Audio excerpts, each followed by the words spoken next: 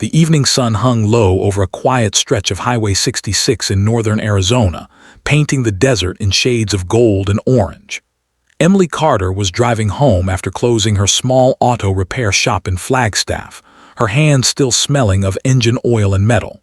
It had been a long day filled with routine repairs and tight budgets, but she felt content. As she drove, she noticed a motorcycle stopped on the side of the road, its hazard light blinking weakly. A man stood beside it, helmet under his arm, clearly stranded.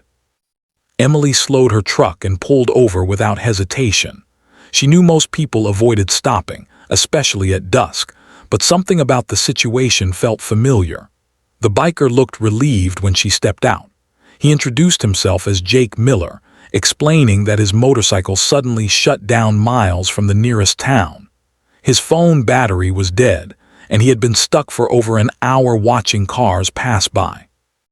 Emily listened carefully, her eyes already scanning the bike like a doctor assessing a patient.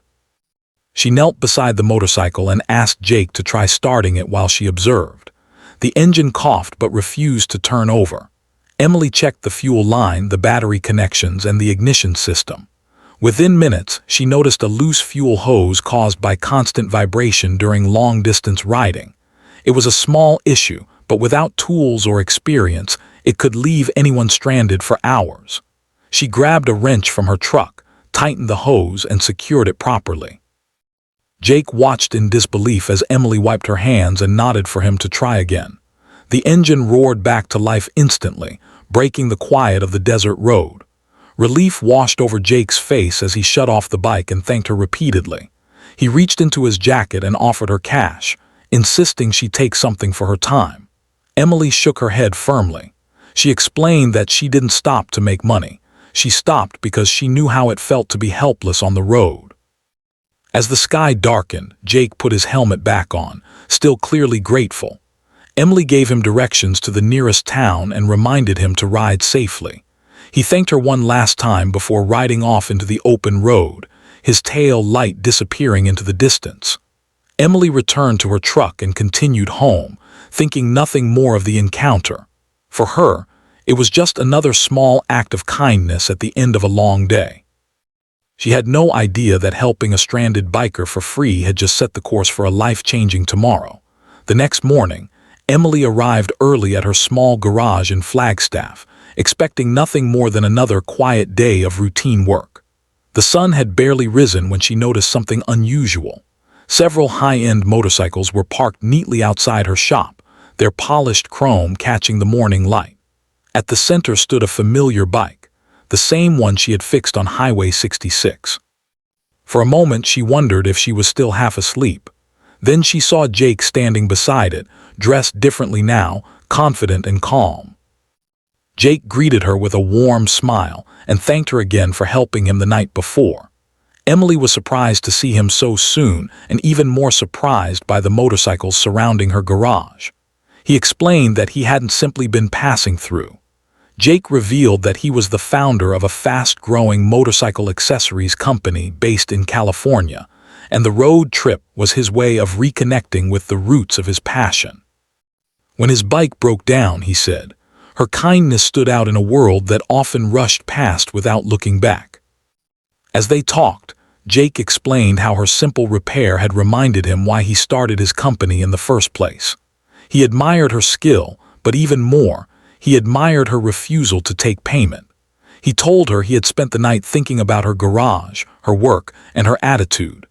Emily listened quietly, still unsure where the conversation was going. She had built her shop from nothing and survived years of financial struggle without outside help.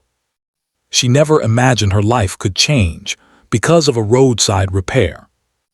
Jake then made an offer that left Emily speechless. He proposed investing in her garage to expand it into a full-service repair and customization workshop serving northern Arizona. He didn't want to own it or control it. He wanted to support it. The funding would cover new equipment, staff training, and fair wages for future employees. Emily felt overwhelmed, unsure whether to trust such a sudden opportunity. She had learned to rely only on herself, and the idea of help felt unfamiliar. Over the following months, Emily's garage transformed beyond anything she had imagined. New tools filled the workspace, customers came from neighboring towns, and her reputation spread quickly. But what mattered most wasn't the growth, it was the bond that formed between Emily and Jake. Their conversations turned into shared dinners, and shared dinners turned into something deeper. Emily often thought back to that quiet desert road and smiled. One free act of kindness had changed her life forever, proving that the smallest choices can lead to the biggest transformations.